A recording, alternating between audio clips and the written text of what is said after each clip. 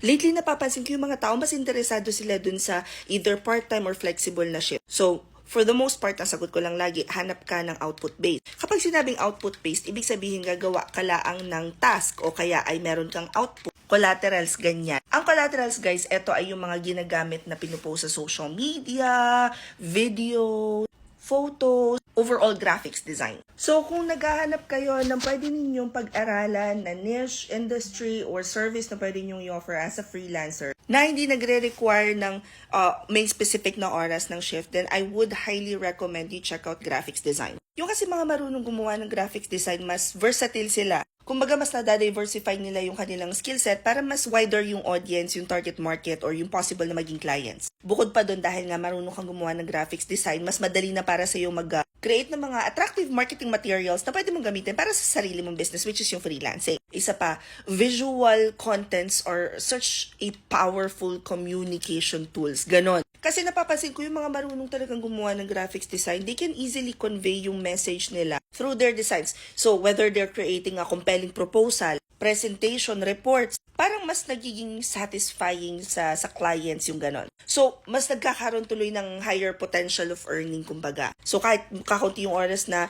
inilaan mo doon sa pag-create ng design, pwede ka pa rin mag-charge based on how you see fit. Now, if you guys wanna learn how to do graphics design, punta kayo dito sa link sa bio ko. I-click nyo lang yan, tapos it will open our GigHub. Sa GigHub, guys, nandito na lahat ng kailangan nyo para matuto kayo mag-work from home. But we're talking about under live mentorship.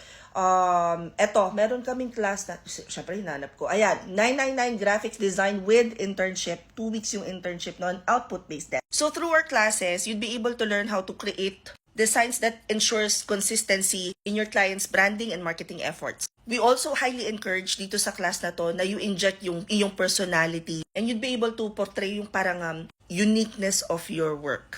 Overall, I highly recommend na you take graphics design class just because as a freelancer, it enhances yung yung marketability mo, efficiency, and then yung ability then to deliver quality work. Pero flexible time. Sa August 11 yata yung next class neto. 2 days yung class, pagkatapos may 2 weeks kayo na internship. And mind you guys, yung August classes namin, medyo mas pasabog siya. Kasi nile-level up na namin. Andun kami ngayon sa transition. So, nag-transition kami from having the website to now having like better curriculum sa mga classes. Tapos ngayon, nagkakaroon na kami ng mga partnership kung saan. Mga ganun. Pero hindi ko muna i-chichika. Siyempre sa next video na yun. Mag-enroll na kayo because may onboarding pa tayo. Tapos dadaan pa kayo dun sa pinaka live class. Tapos internship. Pagkatapos application, bukusan namin kayo tuturuan mag-apply. Pagkatapos magwa one-on-one pa tayo. So medyo mahabang process siya bago pa namin kayo i-certify. So what are you waiting for? Go na. Mag-join ka na. Comment down the questions you guys have about working from home. Follow from or work from home chismis. Bye!